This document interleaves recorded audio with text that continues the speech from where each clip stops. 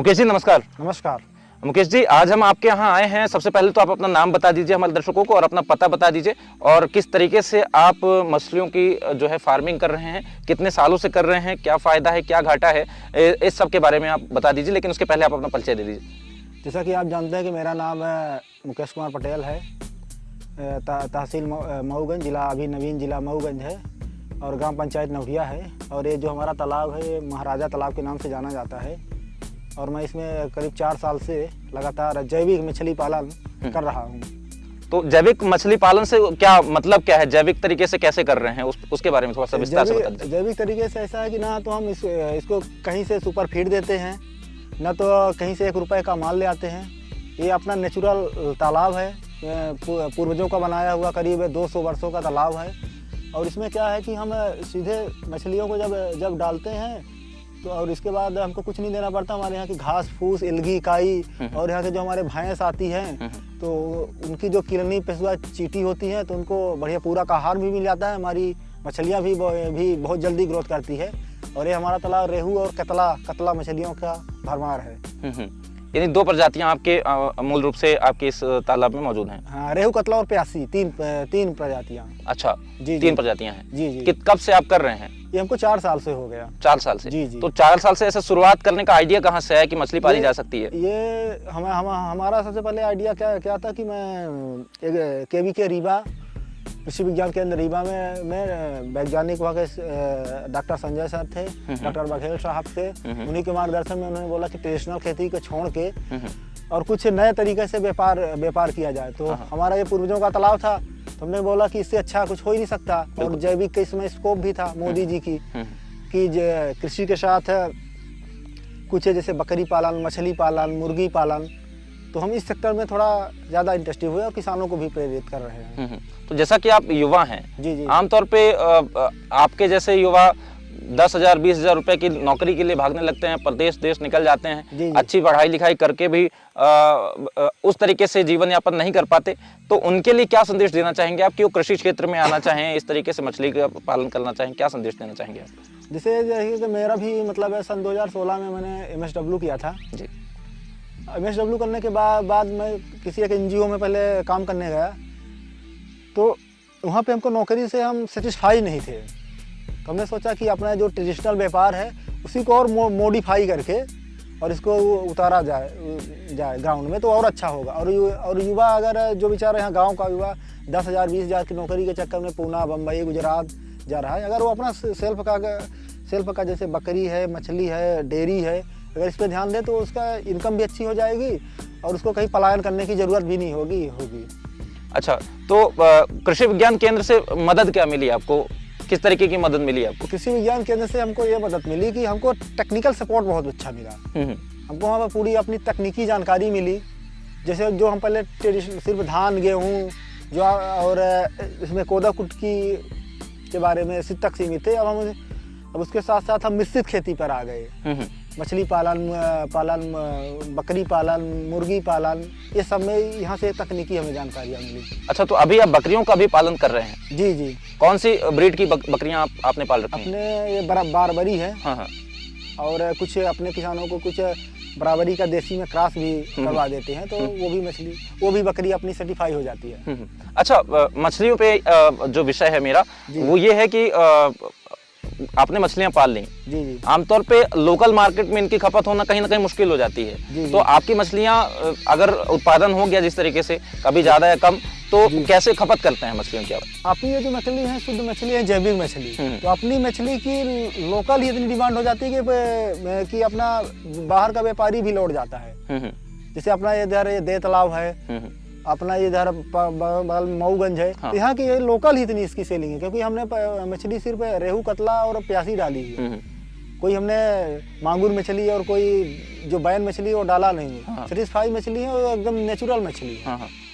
तो इसलिए यहाँ का मार्केट खुद चल के मतलब खाने वाला खुद यहीं आता है। हमको कहीं जाना नहीं पड़ता, भटकना नहीं पड़ता। रजिस्ट्रा हुआ तो उसको फिर मऊगंज से व्यापारी बुला लिया, दे तालाब से बुला लिया, वो तो खुद आ जाते हैं, कोई दिक्कत नहीं। अच्छा, तो यानी कि लोकल मार्केट में खपत हो जाती है। Local market. तो इसको अगर आपने कभी ऐसा नहीं सोचा कि और बढ़ाते हैं और इसको अन्य जिले में या अन्य प्रदेशों में भेजने की कोशिश करें, या इसको और थोड़ा सा विस्तृत करें? अभी तो क्या है कि अपना क्या है कि अभी जब लोकलाइज खत्म हो रही है तो वहाँ की ज़रूरत नहीं पड़ रही। जब थोड़ा ज़्यादा इसको बढ़ाएंगे तो अगर यहाँ की पूर्ति नहीं होगी जब तो हम बाहर को दे देंगे। तो प्रतिवर्ष इन मछलियों के पालन के बाद जब इनको आप बेचते हैं, जी जी, कितनी कमाई हो जाती है? अपनी इसमें 4 से 5 लाख हो जाती है। 4 से 5 लाख? और इसमें कोई लागत नहीं है अपनी। अच्छा, सिर्फ बच्चा लाने की। मछली के बीज आप लाते हैं? बीज लाते हैं, इसके बाद हमने इसमें कुछ नहीं करते। मछली का बीज आप कहाँ से लाए थे? मछली के बीज हमें केवी के मत्स्य विभाग केवी के बगल में एक रीवा, वहाँ से हम सरकारी संस्थान से बीज लाते हैं। अच्छा, बीज कैसे मिलता है? कौन सी कैटेगरी का बीज था, क्या था, उसके बारे में थोड़ा सा विस्तार बीज जो था हमारा वो क्या था कि वहाँ के डॉक्टर संजय श्रीवास्तव थे, मत्स्य अधिकारी, उन्होंने हमको बीज पैकेट में बना के दिए थे और उसमें एक पन्नी होती है पॉलीथीन, उसमें बना के दिए और इसको हमने सीधे तालाब में छोड़ दिया। और इसका बीओडी चेक कराए थे पानी का कि पानी जहरीला नहीं है, लेकिन हमें यहाँ का पानी बहुत अच्छा निकला, जिसकी जांच हुई पानी। पहले इसकी बीओडी जांच कराते हैं, फिर इसके बाद मछलियों को डालते हैं। यानी मछलियों के पालन के पहले आप पानी की जांच कराते हैं कि उस तरीके से मछलियां सर्वाइव कर पाएंगी, नहीं कर पाएंगी। अगर पानी की क्षमता उस तरीके की नहीं है, पानी की क्वालिटी उस तरीके की नहीं, तो मछलियों के मरने का खतरा या फिर बीज से मछलियों के पैदा होने का वो चांस कम हो जाता है। अच्छा जी जी। तो प्रतिवर्ष 4 से 5 लाख रुपए प्रॉफिट आपको मिल रहा है इससे? जी जी। अच्छा, तो ये बताइए, इसमें किसी तरीके का और कोई रिस्क तो नहीं, बिल्कुल नहीं है? बिल्कुल रिस्क, कोई रिस्क नहीं है इसमें, 1% का रिस्क नहीं है। अभी तक तो कोई रिस्क नहीं है। ठीक है। और जो बकरियों का पालन आप कर रहे हैं, जी जी, तो बर्बरी ब्रीड की आपने बकरियां कहाँ से आपने लाई थी? हमने बर्बरी ब्रीड की बकरियां लाई थी कोरोना काल के बाद है, इलाहाबाद से। अच्छा, वहाँ से बकरियां लाई थी, करीब 10 बकरियां ले आया था। 1,20,000 की बकरियां थी। ठीक है। मतलब तो भाड़ा वड़ा मिल के जाता। तो अपनी बकरियां क्या है कि हमने शौक के रूप में लगाया था। ये था कि यहाँ का प्रचार प्रसार भी होगा, तो उससे हमको अच्छा साल का कम से कम 1 से 1.5 लाख रुपए शुद्ध बच जाता है। क्योंकि अपना चारा दाना अपना ही रहता है, गेहूं है, और बकरियों को हम थोड़ा ढिलाई पर रखते हैं। जैसे चरण पे निर्भर करते हैं, चरण पर भी निर्भर करते हैं। इस समय जैसे गेहूं, चना, मसूर कट गया, इसका भी उपयोग कर रहे हैं। तो एक बकरी का जो प्रेगनेंसी पीरियड होता है बर्बरी का, जी जी, कितने दिनों का होता है और कितने बच्चे दे देती है, किस तरीके से वो ग्रोथ हो जाती है, और जब आप बेचते हैं कितने महीने में तैयार हो जाता है बेचने के लिए? एक बकरी मतलब एक बकरी का उसका गर्भकाल जो होता है वो 150 दिन का होता है बराबरी का। और वो जब वो पहली बार बच्चा देती है तो सिंगल बच्चा देती है, जब वो दोबारा प्रेग्नेंट होती है तो फिर वो डबल बच्चा देती है। ये अपना उस पर निर्भर करता है कि किसान कितना उसको केयर किया, बकरी को कितना वो खाना पीना दिया, फुल डाइट दिया। लेकिन ये चांस रहता है कि फर्स्ट बार में वो एक ही बार बच्चा देगी और सेकंड बार में फिर 2 बच्चा देगी। तो जब आप इलाहाबाद से 10 बकरियां लेकर के आए तो वो बकरियां कैसी, प्रेग्नेंट बकरी थी या किसी को बकरी फार्म खोलना है तो किस तरीके से वो लेकर के आए? प्रेग्नेंट बकरियां लेकर के आए या बच्चे लेकर के आए या किस तरीके से लेकर के आए? अगर देखिए गांव में अगर किसी को बकरियां खोलना है तो एक यूनिट से खोले। एक यूनिट मतलब 10+1, 10 बकरी प्लस एक मेल हाँ, एक बकरा जी। और वो बकरी अब जैसे मैंने 10 लाया था तो उसमें और प्रेग्नेंट थी, कई 2-4 बकरियां प्रेग्नेंट थी, 2-4 बकरियां खाली थी। तो आने के बाद हमारे पास ये बनी। तो ये होना चाहिए कि अपने को एक यूनिट से स्टार्ट करना चाहिए, तो अपने को नॉलेज भी हो जाता है, अपने घर की ज्यादा पूंजी भी नहीं लगती, अपना व्यापार भी स्टार्ट हो जाता है। अच्छा, यानी एक छोटी शुरुआत करके ये बिजनेस शुरू किया जा सकता है। छोटी सी शुरुआत। एक चीज कही जाती है मुकेश जी कि सरवाइव कर पाना बकरियों का मुश्किल होता है अपने जैसे वेदर में, जैसे रीवा मऊगंज का जो इलाका है, यहाँ कहा जाता है कि बर्बरी जो है सरवाइव करने में मुश्किल होती है। तो ऐसा कोई आपको देखने को मिला आपने जब बकरी फार्म शुरू किया? बर्बरी बकरी क्या है कि अपना पूरा उत्तर भारत की सर्वोत्तम नस्ल है। और बर्बरी जो है तो ये सबसे अच्छी बकरी होती है। बर्बरी में क्या है कि पहले छोटी बकरी होती है, इसका वेट भी बढ़िया होता है और इसमें रोग प्रतिरोधक क्षमता भी होती है, यह कहीं भी सर्वाइव कर जाती है, इसमें ज़्यादा दिक्कत नहीं होती है। एक बकरी की कीमत कितनी जाती होगी? 10 से 12 हज़ार। 10 से 12 हज़ार रुपये में एक बकरी आराम से बिक जाती है। जी। उसकी हेल्थ पे डिपेंड करता होगा? उसकी हेल्थ पे डिपेंड करता है कितने केजी की है। एक स्वस्थ बकरी कम से कम 25 से 30 केजी की होनी चाहिए। और साल भर में कम से कम उसका 2 बार वैक्सीनेशन होना चाहिए। एक बार 15 मई के पहले हो जाना चाहिए और एक बार उसका अक्टूबर में, 2 बार उसका वैक्सीनेशन होना चाहिए, FMD, PPR और ET। तो ये जो वैक्सीनेशन है आप खुद से करते हैं, आपने ट्रेनिंग ली है? इसका तो हम ट्रेनिंग ही लिए थे, लेकिन हमने सबसे पहले इलाहाबाद में इसकी ट्रेनिंग लिया था।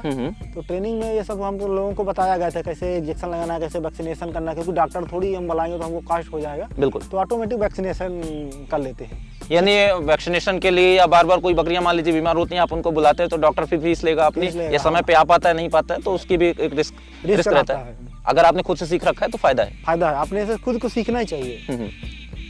जैसे उसकी नॉर्मल जो इलाज है, बिल्कुल, जैसे उसको आप सही से किया कि बकरियों में साफ सफाई बढ़िया रखो, पानी इसको थोड़ा जब चेंज हो तो गर्म पानी दो, नमक दो, कैल्शियम दो, तो बकरिया। और मेन टाइम है वैक्सीनेशन अगर सेट है तो कोई दिक्कत नहीं।